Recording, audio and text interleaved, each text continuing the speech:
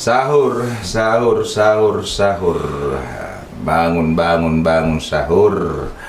Waktunya Bapak Ibu sekalian untuk melaksanakan sahur. Masih banyak waktu kita gunakan sambil mendengarkan tausiah atau ceramah dari Ustaz dalam program Bingkai Ramadan. Dan Alhamdulillah, sebelumnya saya ucapkan Assalamualaikum warahmatullahi wabarakatuh. Pendengar yang sama dirahmati Allah Subhanahu wa taala, baik yang ada di Poliama Top FM maupun Cahaya FM, pada pagi hari ini insyaallah kami jumpai dalam keadaan sehat walafiat.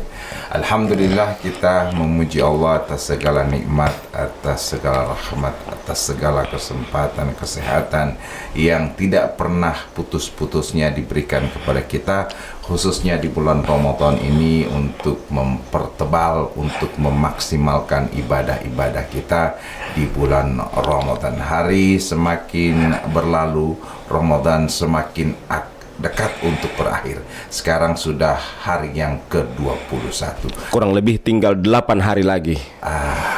Insya Allah dengan waktu yang tinggal 8 hari lagi ini, kalaupun kita merenung apa yang sudah kita kerjakan di Ramadan ini, ada rasa gembira di hati kita masing-masing apabila enggak pikirannya mula.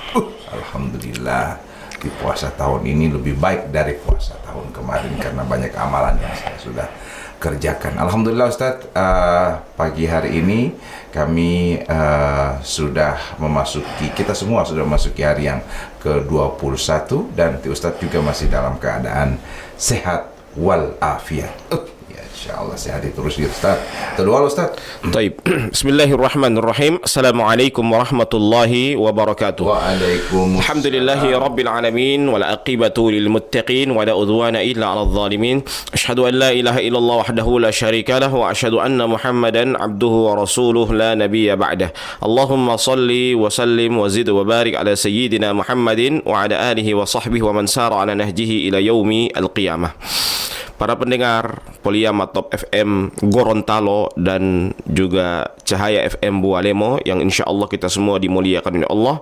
Alhamdulillah, kita bersyukur kepada Allah Subhanahu wa taala pada pagi hari ini, tepatnya kita berada pada hari yang ke-21 dari bulan suci Ramadan, dan semoga amaliyah-amaliyah kita yang kita lakukan, kita amalkan selama 20 hari yang lalu insyaallah diterima oleh Allah Subhanahu wa taala, dan semoga Allah Subhanahu wa taala tetap senantiasa memberikan kekuatan kepada kita untuk menjalani amaliyah-amaliyah di bulan suci Ramadan sampai dengan selesai. Amin ya rabbal alamin. Pada kesempatan kali ini insyaallah kita akan membahas masih dalam materi nasihat Rasulullah sallallahu alaihi wasallam, dan nasihat Rasulullah atau wasiat Rasulullah yang sangat ringkas, ya. Dan yang terakhir adalah wa ajmi'il ya'sa fi ma aidin nas, yaitu engkau merasa qanaah, ya, dengan apa yang dimiliki oleh orang lain. Ya, jadi itu yang ketiga. Ya. Yang pertama kita sudah bahas, tapi kita ingatkan kembali bahwa yang pertama adalah Ustaz, idza qumta ila sholati fasalli kal muwaddi'. Apabila kamu mengerjakan salat, salatlah kamu seakan-akan akan berpisah dengan dunia ini. itu nasihat pertama. Ya. Yang kedua, wala tatakallam bikalamin ta'tadiru minhu ghadan. Janganlah engkau berbicara dengan satu kalimat yang akan menyebabkan kamu akan menyesal di kemudian hari. ya, apalagi bulan suci Ramadan seperti ini. Ya. Jadi jangan sampai kalimat yang kita lontarkan menjadi kalimat yang seolah-olah kita menganiaya orang lain. Ya, betul.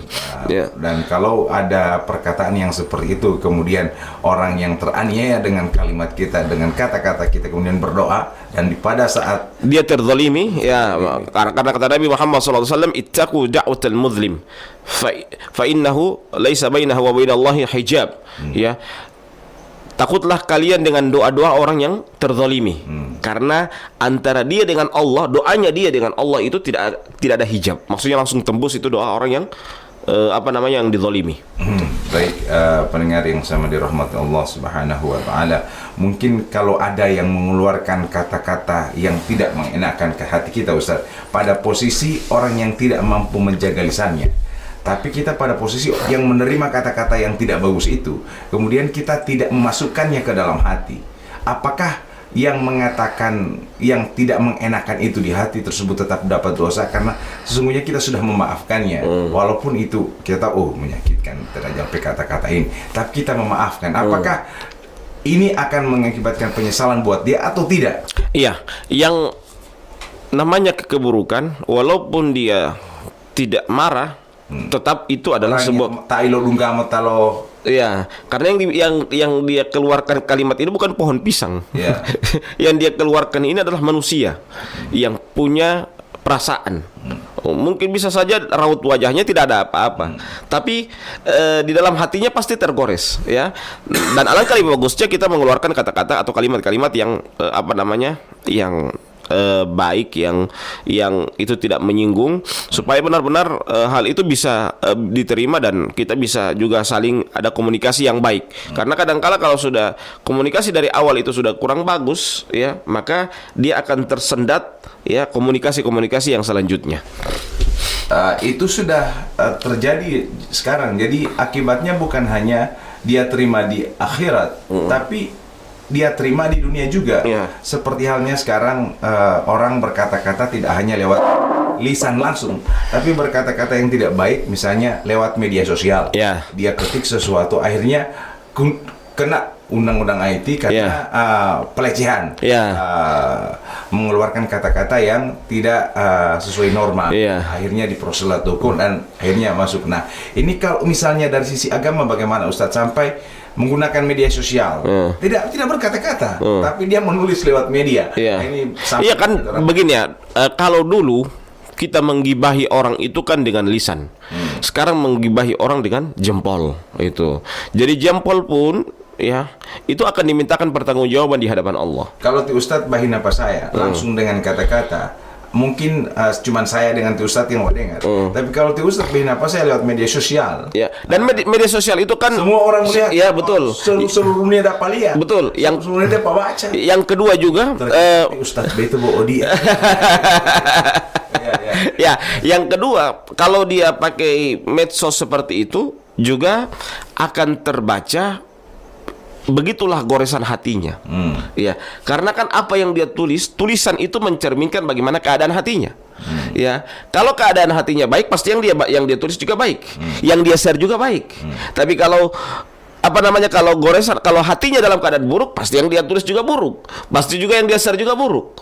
Ya, maka itulah pentingnya ketika kita menulis, ketika kita men-share sesuatu, kita harus juga mengklarifikasi, kita harus memperhatikan, kita harus mempelajari dulu, meneliti sebelum apa yang kita share itu kita share. Taib.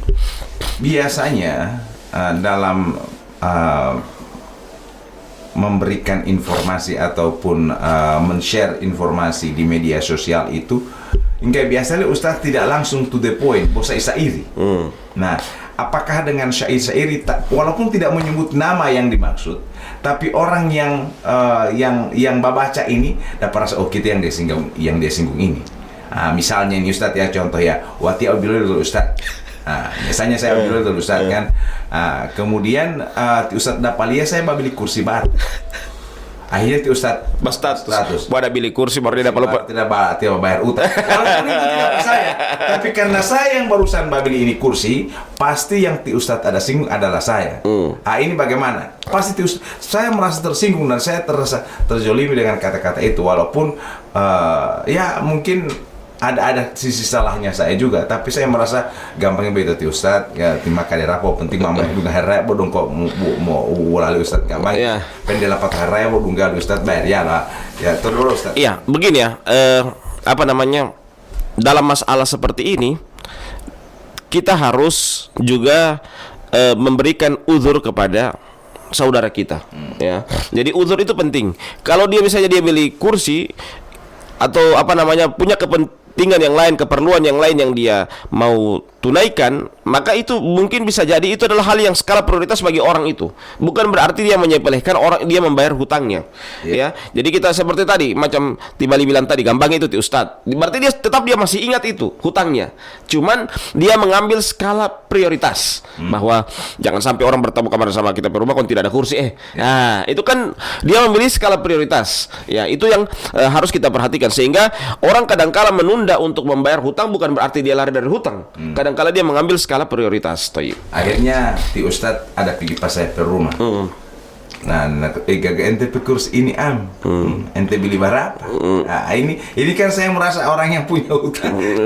Oh, talatnya itu Ustadz P atau Juti, dibayar dulu. Kan orang itu kadang mengatakan hal-hal seperti itu yang bosa syairi. Ya. Nah, dengan tidak langsung mengatakan, tapi sedikitnya syairi itu artinya ya. Artinya kayak episode ini cuma dia jaga silet sesadik supaya dapat tapi menyakiti. Ya, baik pendengar yang sama dirahmati Allah Subhanahu wa taala, media sosial mestinya kita gunakan pada memberikan informasi-informasi, mengetik hal-hal yang penting saja. Jangan, apalagi sekarang dunia sudah semakin canggih.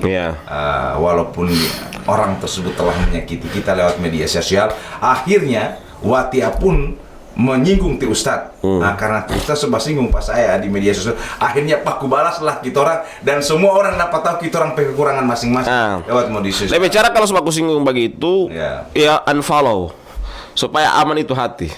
Ya, saya kalau misalnya ada yang bersinggung, saya mau unfollow. Saya tetap berteman, tapi tidak mengikuti. Supaya minimal postingan-postingan itu tidak lewat sama saya dan tidak menyakiti hati. Tidak menyakiti hati, tapi ada saya petaman babi sih patus. Ustadz tidak jaga baca tiba. Akhirnya tak pancing kan. Marso pikir di pada beranda. Lihat tadi. Macam mana mulia apa yang dia bilang itu anak tidak unfollow dia baru dia apa bilang pun anak pasti begitu kan. Ada yang memanas-manasi, dan di suasana Ramadan kalau orang memanas-manasi seperti itu adalah kurirnya syaitan.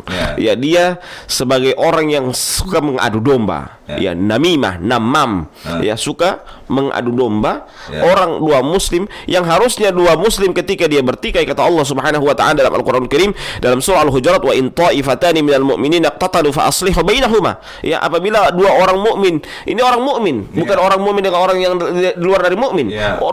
Dua mukmin yang berperang, bermasalah, ya, bertengkar. Faktaru fa aslihu bainahuma. Maka damaikan, jadi damaikanlah. Kalau orang yang saling bermasalah itu damaikan, bukan malah justru orang baku taman dikasih adu domba. Ya, suatu ketika Rasulullah SAW melewati dua kuburan, dan dua kuburan ini penghuninya adalah diazab. Ya, salah satunya apa? Yang pertama adalah orang yang dia tidak berlindung pada saat dia buang air kecil. Ya, kadang-kala ini terjadi sama laki-laki. Dia langsung pas dia naik motor tiba-tiba dia turun langsung berkincing. Dia tidak berlindung, maksudnya. Jadi terlihat dari pandangan manusia. Yang kedua apa? Fa innahu yamshi bin namimah. Ini yang kedua, sisi pendalilannya adalah orang yang dia berjalan di muka bumi ini dalam keadaan suka mengadu domba. Jadi dia mengadu domba. Tiap kali ada orang. Jadi kenapa dinamakan bukan adu kambing, adu sapi? Yang ada itu adu domba. Karena domba itu cepat sekali kasih panas. Jadi kalau orang yang yang selalu bisa dipanas-panasin, berarti dia sama dengan domba. Yang saya pertanyaan, bisa saja ada juga yang tidak mengadu domba, dia cukup babadiam. Dia suka ti Ustadz dengan saya itu bakal baku-bakuin terus, jadi supaya semakin terbongkar toh. Akhirnya dia cuma baca, begini Ustadz. Akhirnya kan kejelekan orang yang bertengkar ini akan terinformasikan. Orang tahu Mailo tahu nggak Amila gara-gara bertengkar lewat media sosial. Hindari. Di bulan suci Ramadan seperti ini bisa saja orang yang baju baku dekat, orang yang bajual baku muka, karena DP barang di sebelah lebih cepat laku di sebelah sini, akhirnya kan menggunakanlah media sosial. Kalau itu sudah masuk hasad. Hasad itu terjadi karena profesi yang sama.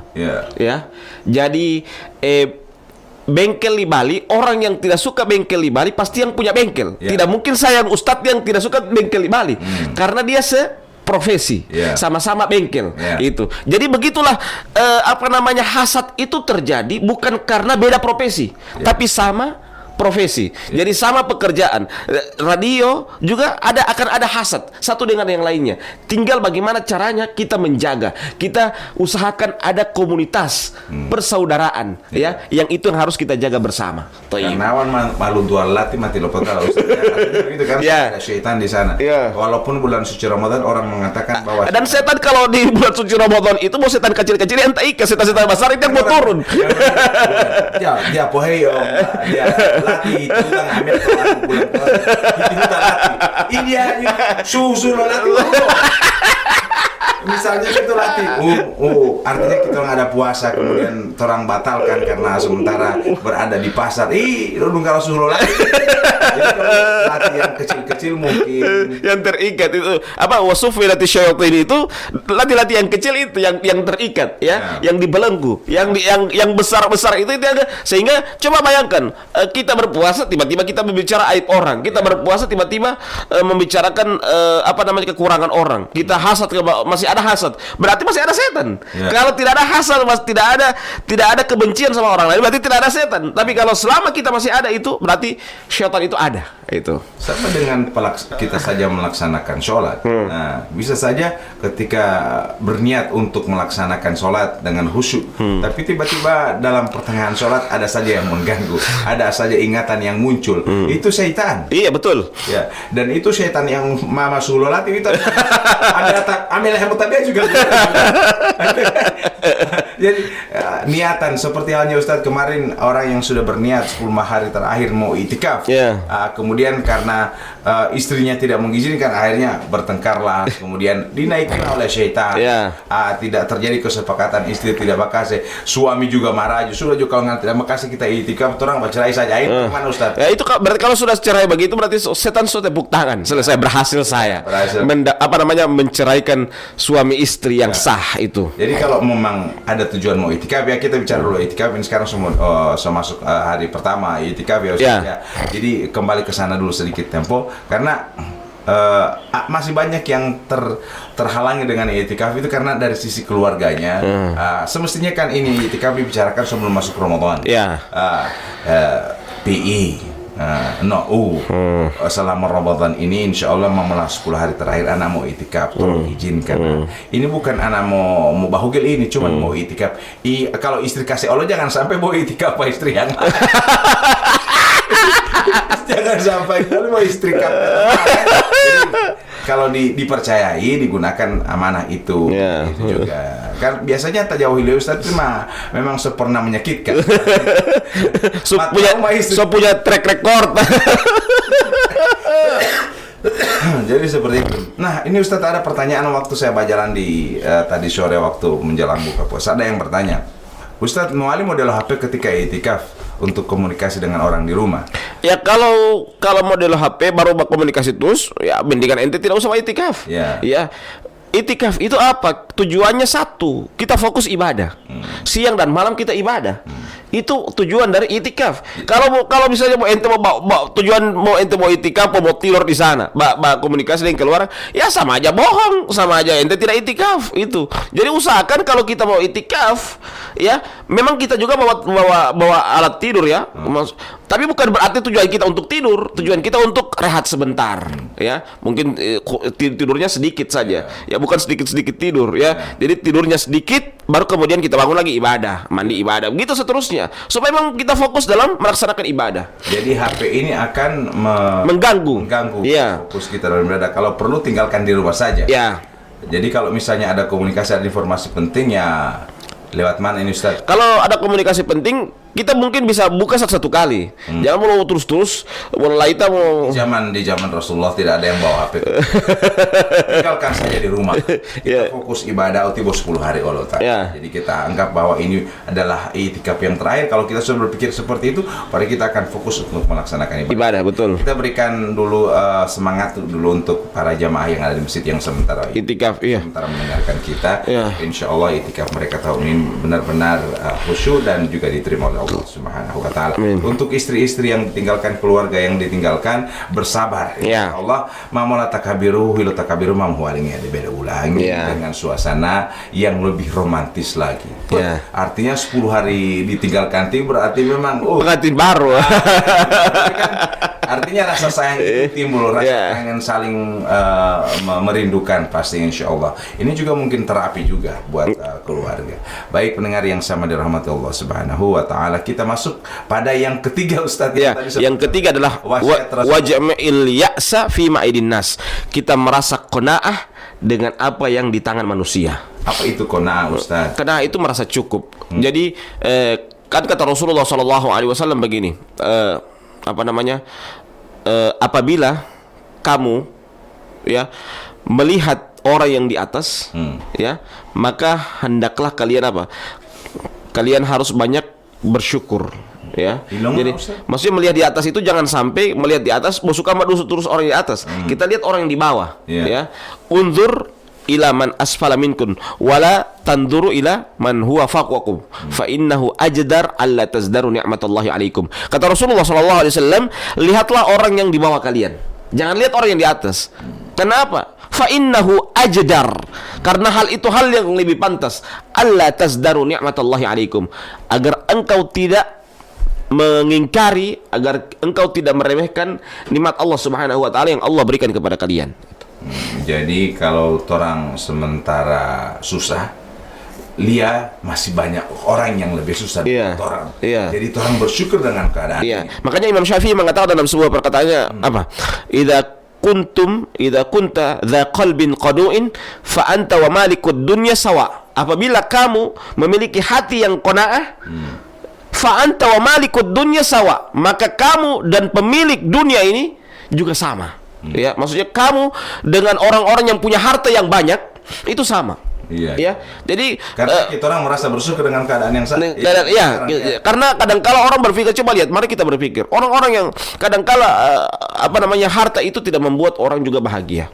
Ada kan orang berpikir, sanang ente banyak uang. Ada juga orang yang punya uang, coba lihat, baru lihat patroli lewat di buka rumah, dia tidak bisa tidur. Jangan-jangan patroli mau sehingga pas saya berubah.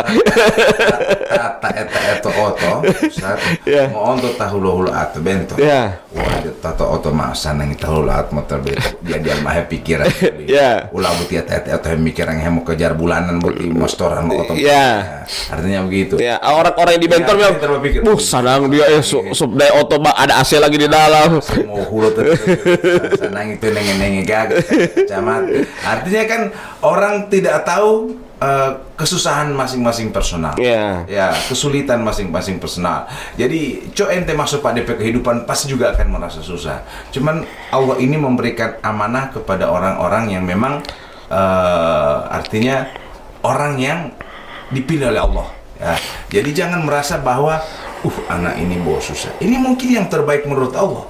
Jangan sampai ente dia berikan ini justru akan menjadi dosa buat ente, mungkin seperti itu. Iya. Jadi kita merasa bersyukur dengan. Tapi ada juga yang mengatakan tidak usahlah melihat orang di bawah, ente dia harus di atas supaya ente terus maju bekerja. Betul itu, tapi itu masalah dunia. Tapi juga itu masalah dunia, tapi jangan sampai kita lupa diri.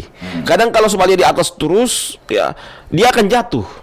Makanya kalau kita melihat orang yang di atas itu, alangkah lebih bagusnya dalam masalah akhirat. Fastabiqul khairat. Hendaklah kalian berlomba-lomba dalam kebaikan. Wa fi dzalika falyatanafasil mutanafisun. Dalam hal kebaikan itu apa? Hendaklah kalian berlomba-lomba. Jadi dalam kebaikan itu berlomba-lomba. Sebagaimana di zaman Rasulullah SAW ada seorang sahabat yang ingin bersedekah, siapa yang ingin bersedekah lagi? Mereka berlomba-lomba untuk saya Rasulullah, berlomba-lomba dengan jumlah yang banyak. Karena apa? Karena mereka berlomba-lomba dalam kebaikan. Olota mailapata 30 juz. Ente pulih ingin, anak harus mau tamat 2 kali khatam Ramadan tahun Ya, ini. ya. Ini berlomba-lomba mau dapat alih ke sana, ini taman 1 shot. Wih, dia shoot 3 kali khatam. Anak ini baru 1 kali. Itu semangat lagi. Ini bisa ini Ustaz ya. Ya, itu berlomba-lomba dalam kebaikan Ya. karena berlomba-lomba dalam mengkhatamkan Al-Qur'an itu. Mau untuk mabut ya anak tetangga, Ya. anak tetangga yang masuk pesantren dapat dengar, so bisa ba'azan, kemudian sudah bisa menghafal Ya. berapa itu rompe anak cuma bareng main game PS, akhirnya ini masa anak di sebelah cuman orang, artinya DP ekonomi pas-pasan tapi DP anak bagus, rompe anak ini cuma hari-hari main PS. DP karya terlalu sarang. Ya, maila balo sarang uti. Ini ada introspeksi juga ini Ya. Ustaz ya. Ya, sebagai bahan renungan kita ya. Dan anak itu adalah investasi besar kita di akhirat Ya. kelak. Ketika anak itu kita didik dengan yang baik, berarti sudah kita aman. Tapi kalau dia buruk, berarti juga kita akan menuai dosa selama kita dari hidup sampai kita meninggal dunia. Itu. Jadi qanaah ini artinya merasa bersyukur dengan apa yang menjadi pemberian Allah. Ya. Jadi kita bersifat qanaah dalam setiap kondisi yang ada. Ketika kita mencalonkan diri menjadi anggota legislatif kemudian tidak terpilih, kita orang bersifat qanaah. Ya. Bersyukur dengan mungkin ada yang Allah Gariskan.